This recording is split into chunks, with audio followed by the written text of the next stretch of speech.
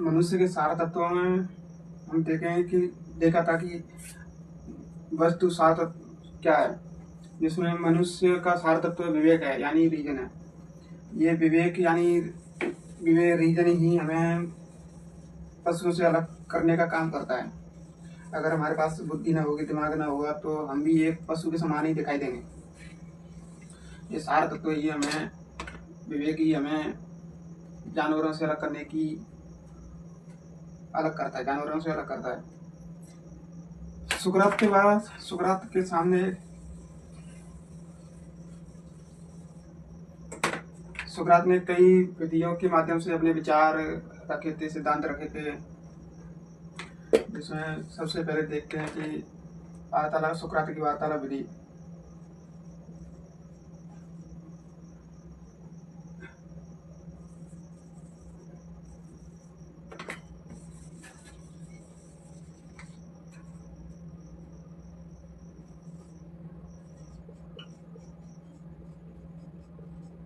वार्तालाप विधि, इसमें सुकरात ने लोगों से प्रश्न पूछे, लोगों ने सुकरात के प्रश्नों के जवाब दिए, फिर उन प्रश्न सुकरात ने उन दिए हुए लोगों के जवाबों से फिर प्रश्न खड़े कर दिए, फिर लोगों ने उनके प्रश्न का जवाब दिया। ऐसे ऐसे करके सुकरात ने जवाब देने वाले व्यक्ति को पूरी तरीके से फंसा के रख दिया था।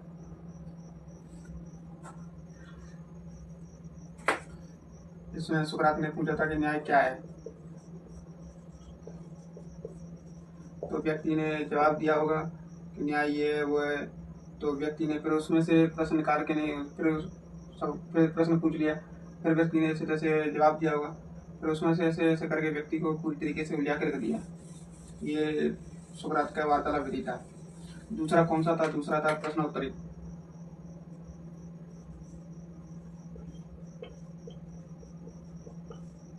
प्रश्नोत्तरी और वार्तालाप विधि दोनों एक ही है, लेकिन थोड़ा बहुत ही डिफरेंस है।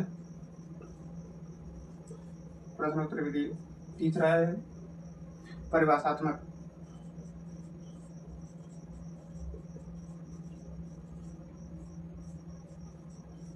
परिभाषात्मक विधि। चौथा है दात्री विधि। यह सबसे महत्वपूर्ण विधि है।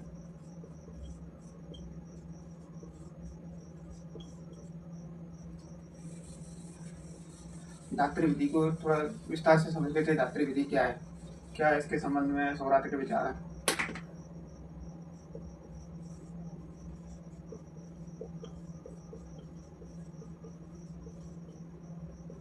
दात्री यानी दाई, माँ जो बच्चे को जन्म देती है।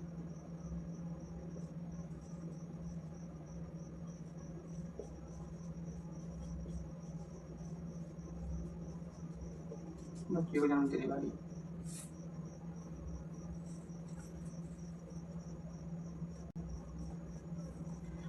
जिस तरह दाई बच्चे को जन्म देकर बच्चे को जन्म देने में सहायता करती है, वैसे ही सुकरात लोगों को ज्ञान देने का काम करते हैं, लोगों को ज्ञान देने की सहायता करते हैं। इसी वजह से दात्री विधि सुकरात की प्रसिद्ध मानी जाती है।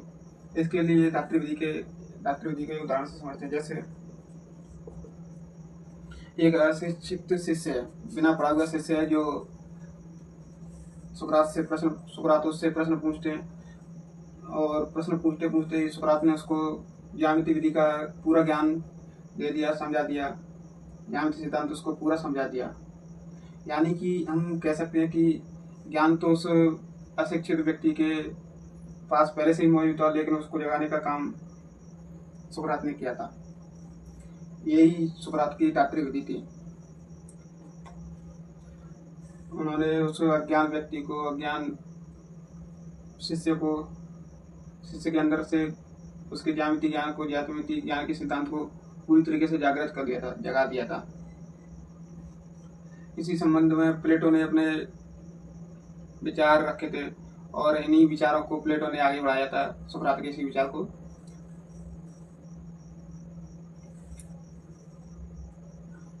इसके अलावा इसके आगे आता है सुकरात का आगमन सिद्धांत, इंडक्शन।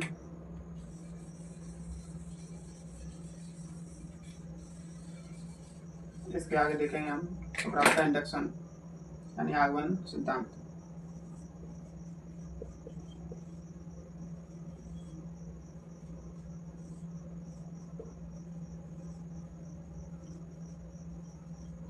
इंडक्शन इस आगमन विधि का आगमन सिद्धांत का प्रयोग सुकरात ने पूरी तरीके से नहीं किया था। इसमें सुकरात ने विशेष और सार्वभौमिक को दो अलग अलग वस्तुएं मानी थी, मानते भी थे। इसमें ज़्यादा कुछ सुकरात के बारे में नहीं मिलता है, ज़्यादा लिखा हुआ भी नहीं है और ये हमारे ज्ञान के पॉइंट ऑफ व्यू से महत्वपूर्ण भी नहीं है ज़्यादा। लेकिन हमको थोड़ा बहुत जानकारी होना चाहिए कि आगमन सिद्धांत किसका है। तो मैंने ये आपको बता दिया कि सुकरात का आगमन सिद्धांत है, आगमन यानी इंडक्शन सिद्धांत। इसके बाद सुकरात ने विचार दिया था दिव्य दृष्टि या बौद्धिक प्रकाश, यानी कि हम जो देखते हैं और वो ज्ञान और जो हमारे अंदर है, अंदर छिपा हुआ ज्ञान है, उसको मतलब बौद्धिक प्रकाश, उसको जो उजाला है हमारे अंदर ज्ञान का, उसको जगाने का दिव्य दृष्टि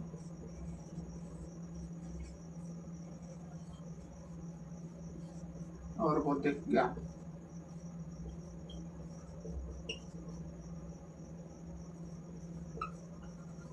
यानी प्रकाश।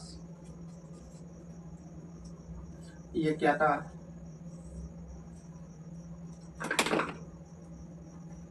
इसमें सुकरात ने संप्रत्य वस्तुओं को सीधे नहीं, वस्तुओं को सीधे संकेत नहीं,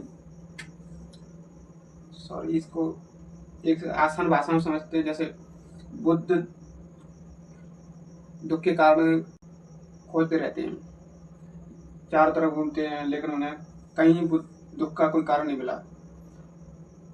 जब ये एक अचानक बौद्ध वृक्ष के नीचे जाते हैं और वहाँ उन्हें दुख का समाधान मिल जाता है। यही इसे हम एक अंतर्दृष्टि के रूप में भी अंतर्दृष्टि भी कह सकते हैं। बुद्ध दुख के कारण ढूंढने के लिए इधर उधर चारों तरफ घुमाए, लेकिन उन्हें कहीं कोई दुख का कारण नहीं मिला था। जैसे ही वह बौद्ध वृक्ष के नीचे गए, वहाँ उन्हें दुख के कई कारण मिल गए थे, जिसे हम अंतर्दृष्टि का नाम दे सकते हैं।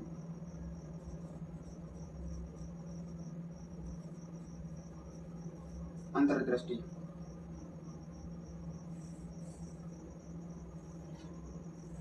इसी विचार के आधार पर प्लेटो का थ्योरी ऑफ आइडिया विचार विकसित हुआ था। इसी विचार के आधार पर उन्होंने थ्योरी और आइडिया को आगे बढ़ाया था और इसके संबंध में कई विचार महत्वपूर्ण सिद्धांत भी दिए थे, जिसे हम आगे प्लेटो वाले अध्याय में देखेंगे कि थ्योरी ऑफ आइडिया का विचार क्या था, क्या सिद्धांत है इसमें, ये सारी चीजें।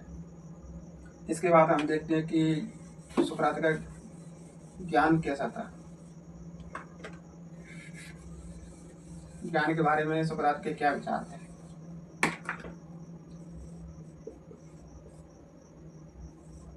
ज्ञान सोफिस्ट ज्ञान को व्यक्तिनिष्ठ मानते थे, यानी कि सब्जेक्टिव, जबकि सुकरात इसे सब्जेक्टिव नहीं ऑब्जेक्टिव मानते थे। सुकरात ज्ञान को ऑब्जेक्टिव मानते हैं।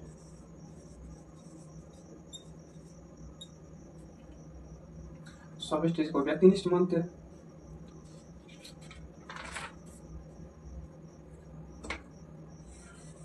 इसे एक उदाहरण से समझते हैं। जैसे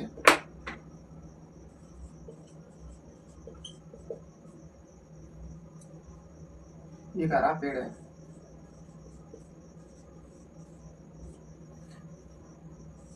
ये हरा पेड़ है। सोफिस्ट इसको हरापन के नाम से या हरापन पेड़ कहेंगे,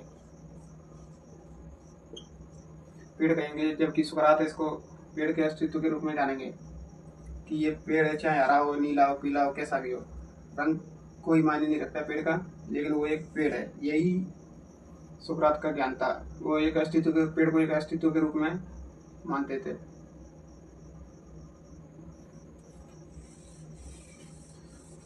इसके बाद अब आगे हम देखते हैं कि नैतिक दर्शन क्या था, यानी इन्होंने नैतिकता के बारे में क्या विचार दिए थे, क्या बात कही थी, क्या कौन से सिद्धांत हैं नैतिक दर्शन के बारे में, नैतिक सिद्धांत के बारे में, नैतिक ज्ञान के बारे में।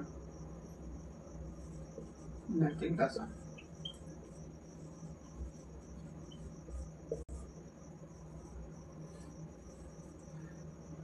वही वर्चुअल नॉलेज वाला आ गया,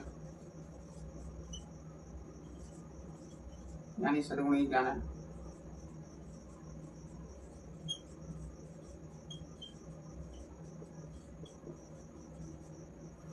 वर्चुअल यानी सद्गुणी ज्ञान है।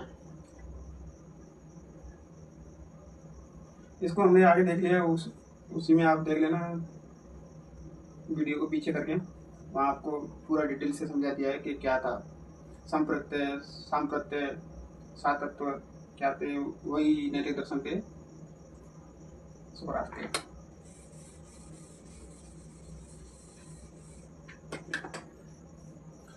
अब सुकरात के साहस और आनंद के सिद्धांत को देखते हैं।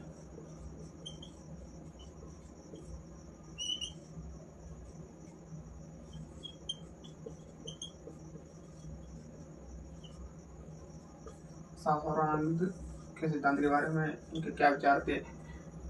सुकरात के अनुसार सद्गुणी व्यक्ति वास्तव में सुखी रहता है, यानी जिसके पास सभी गुण, अच्छे गुण मौजूद हैं, नैतिक गुण मौजूद हैं, तो वो हमेशा सुखी रहेगा। सद्गुण वाला व्यक्ति हमेशा सुखी रहता है।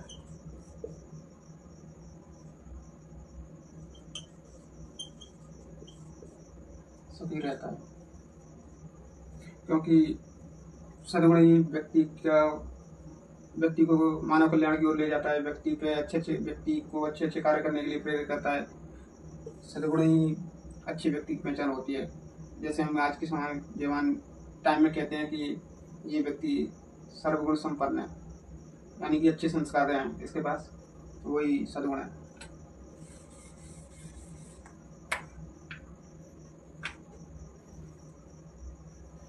अब इसके बारे में आगे हम देखते हैं कि सुकरात ने कौन कौन सी उपलब्धि हासिल की थी। सुकरात की उपलब्धियों के बारे में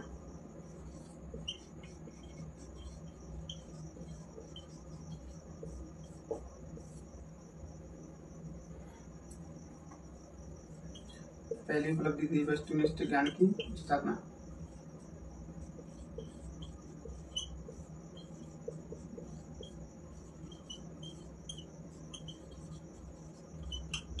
वस्तुनिष्ठ ज्ञान की स्थापना। दूसरी थी नैतिक दर्शन की नींव।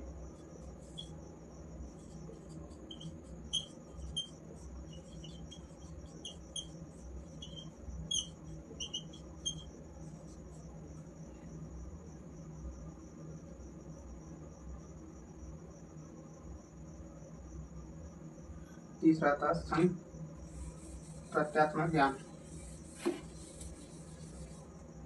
तीसरी उपलब्धि थी प्रत्यात्मक ज्ञान, यानी कि नॉलेज डॉट कॉन्सेप्ट। चौथा था आत्मज्ञान, आत्मज्ञान पर बल।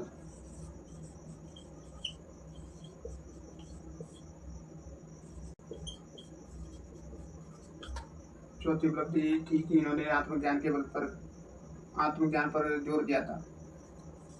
पांचवा है लास्ट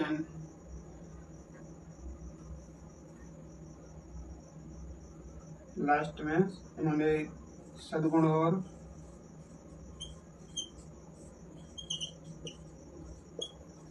ज्ञान के संबंध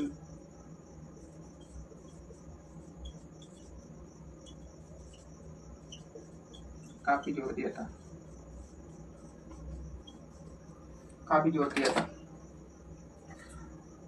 अब इसके बाद हम देखते हैं कि इन उपलब्धियों के बाद इन जो हमने सिद्धांत देखे थे, उन सभी सिद्धांतों के बारे में कुछ आलोचकों ने आलोचना की है।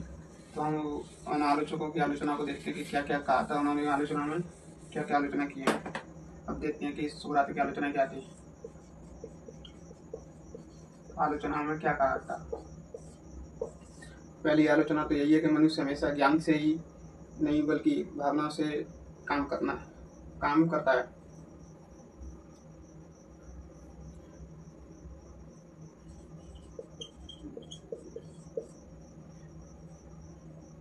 व्यक्ति ज्ञान से ज्यादा ज्ञान और भावना दोनों से मिलकर काम करता है। जबकि इसमें सुकरात ने कहा था कि केवल ज्ञान के आधार पर व्यक्ति काम करता है, लेकिन आलोचकों ने कहा था कि भावनाओं सहित ही काम करता है। अगर व्यक्ति के पास ज्ञान है, भावना नहीं है, तो वो काम नहीं कर सकता, वो काम सही नहीं है। दूसरी थी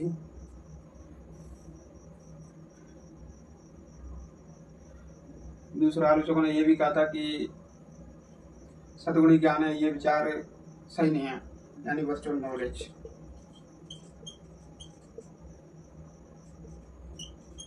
वर्चुअल नॉलेज की आलोचना देखने को मिलती है कि ये ज्ञान सही नहीं है, सद्गुण का ज्ञान जो है वो सही नहीं है। कई लोग इसे गलत मानते हुए कार्य करते, जैसे एक शराबी है, उसको पता है कि शराब गलत चीज है, शराब पीना गलत है, लेकिन फिर भी वह शराब पीता है। वैसे ही आलोचक कहते हैं कि वर्चुअल नॉलेज सही नहीं है। लास्ट देखते हैं कि